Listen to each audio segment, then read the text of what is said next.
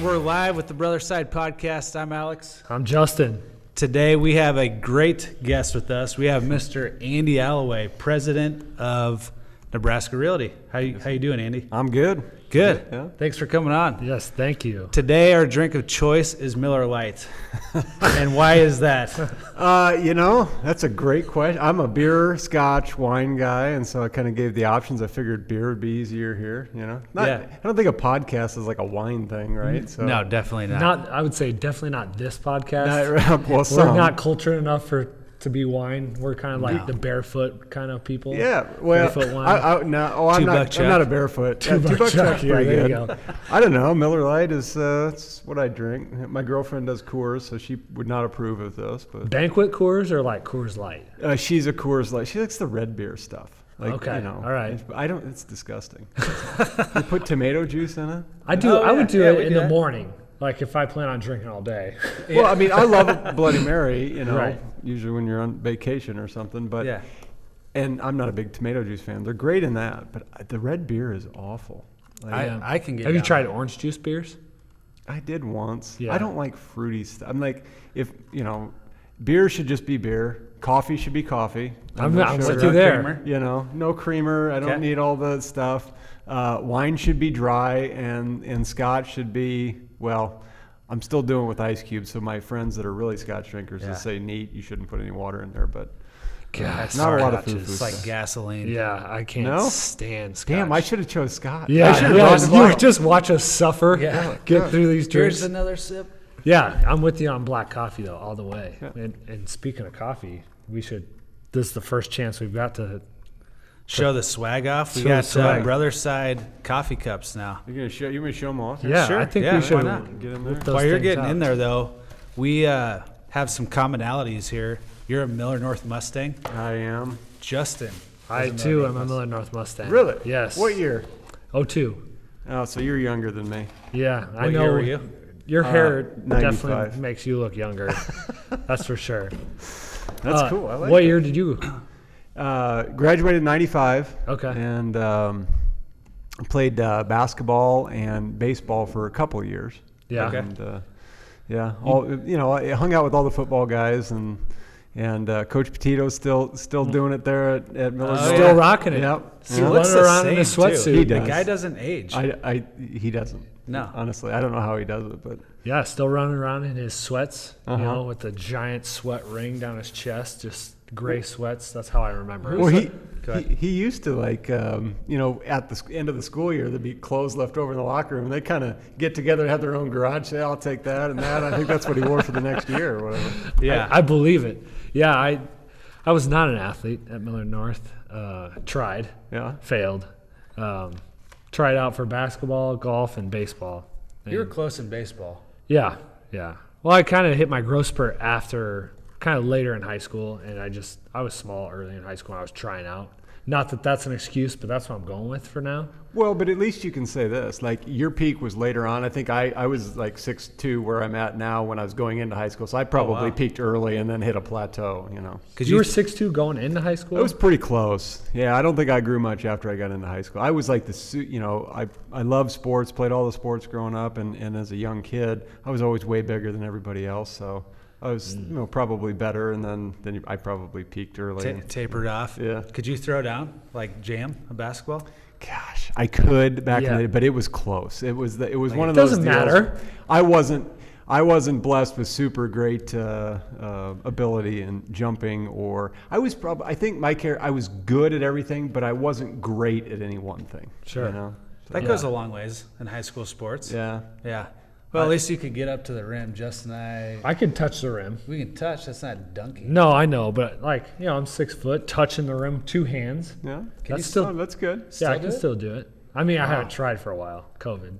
COVID ruined my jumping. I've just been in Good gyms call. jumping up and grabbing rims here recently. But before COVID, yeah, I could still touch rim 2 hands. Wow. Which, Okay. you know, I don't want to brag or anything, but Sometimes it was just about, your hands weren't big enough to. To- the yeah, big I ball, couldn't- I Right, so couldn't- you had to do the mini balls to. Yeah, if you right. were if you were Tennis not ball. this close on getting over the rim. I could get a tennis ball through, but that's not dunking. No, really. but, No, but that's that doesn't everybody's count. like go-to. I can dunk a tennis ball. Like, Yeah. sweet, dude. How often are you going to do that in a game, you know? Do you watch? Are you an NBA guy? You watching the playoffs? I haven't watched any of the playoffs. Yeah. I've never been a super big. Well, I should take that back. When I was young, I mean, basketball was my first love, and then I was probably better at baseball. And had I had to do it all over again, I would have played golf because that's probably the one I had most talent in. But I was a Bird, Magic, and Jordan fan. I mean, that was to me Yeah. that was the renaissance, the heyday of NBA. Loved it. And then once Jordan kind of retired, I liked college more, and I didn't watch a whole lot of NBA. It just became one-on-one league to me. Sure. Yeah. And I just haven't watched a ton probably in the last 10 or 15 years. But my daughter is 12, my son is 10, and they're both really athletic, and I coach them in basketball and different sports. And so I watch a lot more of it now usually with them. But with COVID and the stop-start, I don't know. Yeah. I'm like a traditional seasonality person. I'm Oh, like, yeah. NBA should have been done in June. I just don't have an interest. It's like I love golf, but when football rolls around in August every year, I don't play golf anymore because I just want to watch football. And Yeah, so I'm with you. Kind of ingrained in those patterns. I Yeah. guess. That's how I am, too. I've watched maybe one NBA game this But- whole time. And we've talked about it. The bubble's been weird. Yeah. Like for the NBA, it's Yeah. been weird. I think that the best teams have kind of risen to the top because there's no home court advantage. Right. So because of that, you do see the best teams here at the end. And to me, I do watch, but it's kind of been fun just to watch the pureness of the game, I guess, a little bit. Yeah. I don't know. You just don't see a lot of the acting and stuff for the fans, and it's just more just basketball. Which I mean, and that I appreciate because I didn't like I said, it was the one-on-one nature. I love a lot of the college game or the throwback that you're working in unison, and that's what I love about coaching the younger kids. It's a complete team game.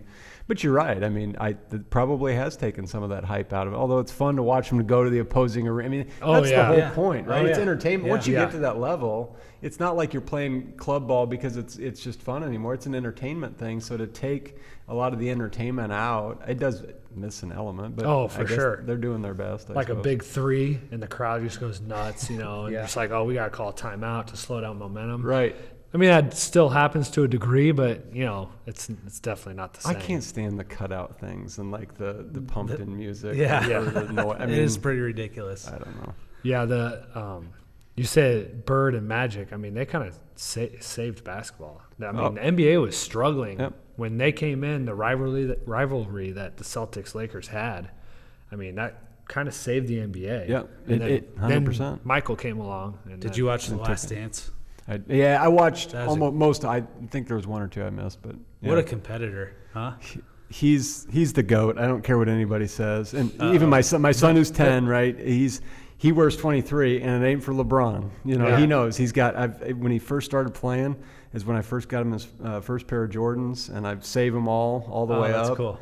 And he knows who, and my daughter knows who the GOAT is. Yeah, I agree. I tend to agree. Jess, how do you feel on that one? I think Michael was really good. L- Obviously, he was LBJ great. over here. I am a LeBron guy, although I know they played in two different eras. It's different style of basketball. I just think that LeBron is a little bit more diverse. Now, Michael was an excellent scorer, like unbelievable Just a competitor. I think he was just a slightly better version of a Kobe. Just you need a bucket, he can go get you a bucket. But I mean, he was never a leader in assists. Great defender. Yeah. Decent rebounder. I don't want to get too Yeah, deep let's into not it, get too but- deep into this. Yeah, But I am. You're gonna throw your microphone across the room. No, like but that. I'm a LeBron guy. Although I told Aaron last night because I was watching the Lakers game last night. And I'm like, LeBron's lost a step. I mean, it's pretty obvious now. And he's 17 years. yeah, though. he's logged more minutes than anybody in NBA history. Hey, I'll give him number 2. Hey, Yeah, number he's just two not ain't number bad. one. Number that's two ain't right. bad. That's right.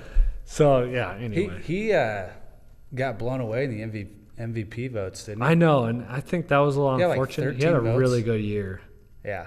But yeah, he was mad about it. We'll see who They ends were up talking with the about title. that though. Like he hasn't won very many MVPs, right? Like He has 4. He has 4. Okay. Well, they were kind of mentioned, man, shouldn't he have won a lot more? Because is there anybody more valuable to the team? And probably the answer is no. I mean, it's not like Giannis. He's certainly deserving. Oh yeah, But Giannis over the is course awesome. of 17 years, he probably should have about 8 or 10 of them. Oh, honestly. I would agree. Yeah, Every team he moves to, It's- just gets dramatically better. and it, back when they were, I mean, when he was like getting them, it was and same thing kind of with Michael a little bit. It was LeBron fatigue, Right, You know, right. Even though they thought he was deserving or probably could earn it.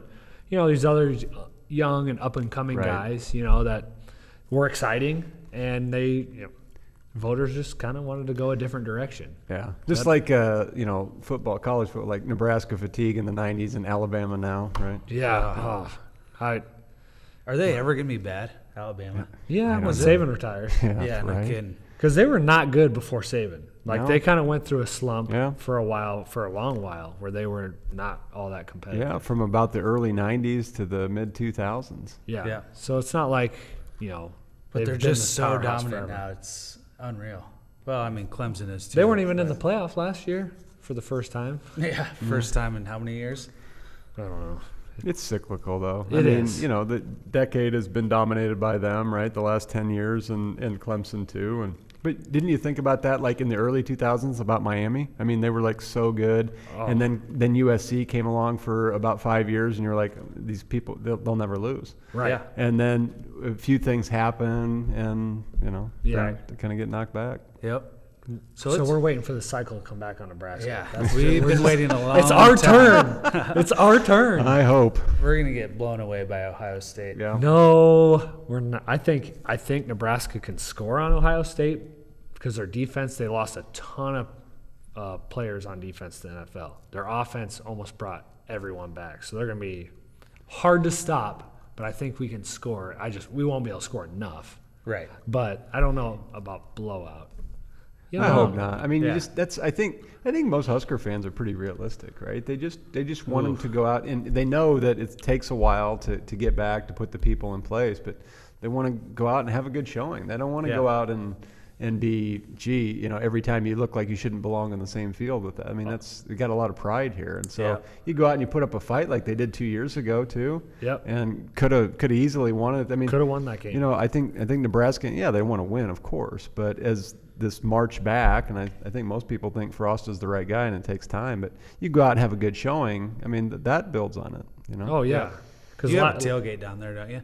We've tailgated, so no, not like a consistent. We do our Nebraska Realty, so we'll do a tailgate every year. We pick an away game, and we have it at our office in Omaha. So Yep. we'll have about 450, 500 people out at our office, Sweet. and we'll blow it up, the game in the parking lot. Like one year, we hung a screen from the building, so it was like 30 foot by 40 foot. Wow. It had a projector on there, so you're driving down Dodge Street.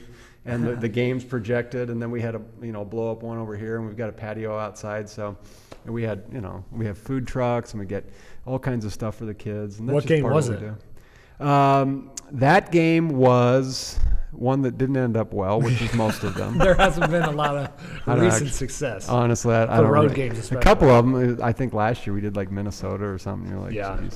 So, I haven't actually made it to one of those yet. you haven't? No. Well, I always have something going on for some reason. of course, we had one scheduled this year, and that wasn't going to happen. So No. That's unfortunate. Let's switch gears here. So you went to Northwest Missouri State, exercise science, and then you were a trainer for the Milwaukee Brewers. Is that Yeah. right? Yeah, I went to Northwest. I love sports, like we were talking about. Yeah. And so, I knew I wasn't going to be a pro athlete, so I wanted to stay in sports. So what are some of the fields? And, originally I thought, well, maybe a sports journalist. I'm like, that's a lot of writing. So Yeah. I thought, well, then how about strength and conditioning? Because, I did work out a lot and with a lot of the teams and love sports to be around it. So that's ultimately what I had graduated with, and then I sought to pursue something in football. Mm-hmm. So I tried to get internship. I did an internship at Iowa State with their football team 1 year. So that was, What'd you do awesome. for your internship? So I was a strength coach for Iowa State as an unpaid assistant Sure. intern over as summer conditioning. So we did all their summer training from about the end of May through the first part of August, right before two-a-days. So I went through their whole program with them over summer. So that was cool. I heard Yeah. you were pretty cut up back in the day. Is that right? No, man, No? I'm about 185 pounds now. Okay. Back then, that year, so that was right before I graduated. So my last semester, I was about 270 pounds. Holy. Oh, man. Yeah, I should have brought in my picture. Oh Yeah. my gosh. Well, so because they thought, hey, I'm going to be a strength coach, and I wanted to do football or basketball. Basketball would have been cool, but you didn't have as much back then. And so, I got to be big. So we were, dabbling in powerlifting and doing all those things Yeah. because you wanted to experience what you're trying to learn and teach, right? Yeah. And my best friend from Millard played football at Millard North and then played at Iowa State. Who's that? His name was Mike Hansen, and he was he got recruited as a tight end there, and then he switched to defensive end. And after a couple of years, he had, I think, 3 or 4 concussions, and he had to retire. So he was actually part of the strength staff as well. Okay. Super strong, big guy, and so you're wanting to be around those. It's kind of hard to say, well, I'm a distance runner around all these football players, right? Because you just train differently. Sure. So there's an element of credibility saying, yeah, this is what I do too, Right. and Listen to what I'm saying. right. Yeah. And so you do that. And it wasn't all. It certainly wasn't 270 pounds worth of cut up muscle. Pure muscle. Yeah, right. Just ripped. I wish. I can't picture you at 270. I know that is Yeah. difficult to. We just moved. I broke out that picture to my girlfriend a week ago, and she was like, "Really? All right." Yep. No that neck. was me. Yep. Yeah. Do you get shit at the office? Does that picture come out at the office? No, it hasn't. And And I'll let's say- keep it that way. Not yet. Well, we've got a couple guys too on our team that are world-class power lifters at Nebraska Realty, and they've been there for several years. So they always joke. They always want to see these pictures. It's not Yeah. you. Yeah, definitely not me. No. Not with these knees. No. So I went to the Brewers, I guess, because after I graduated, that was the opportunity that was available. I wrote Nebraska a few times about possibly even being an intern down there with Boyd Epley, and I finally got a nice comment back. They kind of hire from within, so that Okay. wasn't an option. Mm-hmm. And so the Brewers, they needed strength coaches at this time. It was still in baseball, kind of in its infancy. So they wanted coaches at all levels of their minor league system. So they said, yep, come out to spring training. And so I did that for a month, and I was stationed in high A ball out in Stockton, California. And Nice. so I did the Cal League all that summer. And then out of the 5 or 6 minor league coaches, strength coaches, they invited me back to do fall instructional league. And so I went back to Phoenix, which is where their spring training hub is, and went through that. And they said, hey, we want to offer you the coordinating position for the minor leagues. And so I was 23. And it was a great gig, though, right? You're 23, you're in that's California. sweet. Oh, yeah, Yeah. that's awesome. I mean, we were in A ball, so I had the number 1 prospect with the Brewers on our team. This is a 19-year-old kid that's throwing 101 miles an hour. Jeez. And just being around the whole lifestyle, and Yeah. I was around athletes my whole life, so it fit well for me. But at night, we'd be at the park all day, and then sometimes if we had an off day or off 2 days, which was rare, Tahoe was about 3 hours away. So some of these guys as agents would call up and get rooms down in Tahoe, and I'd go down with them. I mean, I'm Tag supposed to be one of the along. coaches. Oh, I'm yeah. going, Hey, can I go, guys? right? And so I slept on a couch with our trainer, so I was the strength coach, and we had our team trainer. And I slept on the couch of a morning show DJ who was actually the number 1 morning show DJ in Northern California. And why he was in Stockton, I have no idea. But we were the Mudville 9. That was the team name. So if, put me in coach, I'm ready to play. Yeah. That's the song about the Mudville 9. Okay. Yeah. And so he loved this team. So he'd go out and shag balls and stuff with us. And so he allowed us to stay at his apartment, basically. And he'd always invite us. He goes, man, we got these shows in San Francisco this weekend. And San Francisco was about 80 miles away. And it was all, at the time, it was Snoop Dogg and Dre and all the yeah. big. He goes, we'll get you guys backstage, no problem. Never once went, because we were Really? always at the park. Just because Man. you had to work. Oh, we were at the Yeah. park until Yeah. 10 or Yeah. 11 o'clock at night. Wow. So. Bummer. So what got you out of the Brewer organization then? I mean, Yeah. because that sounds pretty sweet. Well, it is, right? I Yeah, especially at your that age. sports, the age just sounds like right up your alley. It was a fantastic experience, like everything in life. I mean, I'm a big believer. My faith, I believe that things happen for a reason. But to me, it was they called me back for Fall Instructional League, and they said, "Look, we're going to offer you the coordinating position. Just go back home, and we'll call you because we're working on our budgets." So I went back home to Omaha, and I was like, "Well, I got to have something to do until spring training." And I was 23. I didn't really know. Other than that, I'm like, I got to Sure. do something until maybe they call back. Hopefully, I can go back. I didn't know. So my buddy that I talked about before, he was kind of interested in real estate investment. I thought, oh, real estate. Well, I'm going to need a place to live if I go back down to Phoenix. So let's take some real estate classes. So there was an ad in the paper for something about real estate, and I called up, and she goes, "Well, you have to have a real estate license." I'm like, "Oh, really? Okay." So One of those. so I started taking classes at Randall, which we now own, it's interesting how things have come full circle. And while I was about 2 weeks into my classes, they offered me to the coordinating position for the entire minor leagues. It was $20,000 a year, no benefits, fly to all these cities in the Dominican like twice a year, and then they give you some meal money. I mean, that was it. Wow. Huh. And you had like these That's old, tough. roving instructors that have been around for 30 years that they're like, I don't need, strength coaches. You guys will get all bulky, and they don't need this in baseball. So the ironic thing is, strength and conditioning it was the height of the steroid era, right? And yet you had these coaches, I don't need this stuff, and you got these guys that are Cranking juiced. 70 homers Jacked, a year. yeah. Well, we would go down on a California, like on our we did 2 southern swings in the Cal League. And so when we go down to like Lake Elsinore, which was outside of San Diego, I'd have guys that, we'd be there for 3-4 days. And so when they had some downtime, they'd swing across the border to Tijuana. And then they'd Wonder what they're doing over there. Well, and right before that, they'd ask me. And so that's part of my job, though, is to know about, a lot of those things, which I did. And so I'd get these questions. Well, what is, if they'd ask questions and say, well, what does this steroid do? Or what does that one do? And so I'd be really analytical. I'd say, this is what these things can do, and here's the side effects. And so they do this, and a few weeks later, we'd be back home, and they'd come walking into the training room with no shirt on. You're looking kind of puffy there. And they just walk out, and it was interesting. I mean, it was just something that they did. I don't, there wasn't widespread testing. It was before a lot of that took place. And so, I mean, it was interesting. But when I was back, I was like, okay, $20,000 a year. I liked it, but I didn't love it. I liked the lifestyle, but what I found is I cared more about the conditioning aspect than a lot of these athletes did. Yeah, That'd be hard. Yeah, that's sad. So you're almost like having to push them, rather than wanting to do it. Yeah, guys. I mean, they should be beating me in the gym every day, right? And it was more I had to justify to guys who were somewhat. I mean, and don't get me wrong, like we're an A-ball, and we're made up of teams. Like the guys on this team, you think, okay, A-ball, well, maybe they're not as good or whatever. No, most of these guys were College World Series guys. They were MVPs. They were everything you would say. I mean, great baseball players.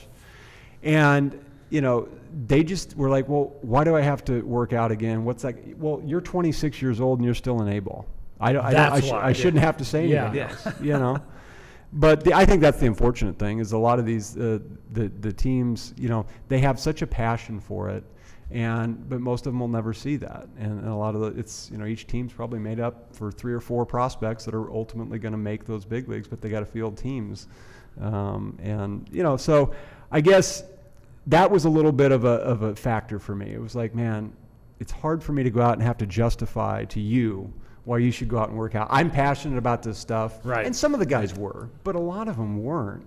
And so I just go, well, is that really what I want to do for the rest of my life? I mean, yeah. And so when I was back there, they said, hey, we need an answer on Monday or whatever. So I went to my real estate instructor at school that night, and I said, look, the Brewers have offered me this job. I'm either going to stay here in real estate because this is kind of intriguing to me, or I'm going to go back to Phoenix.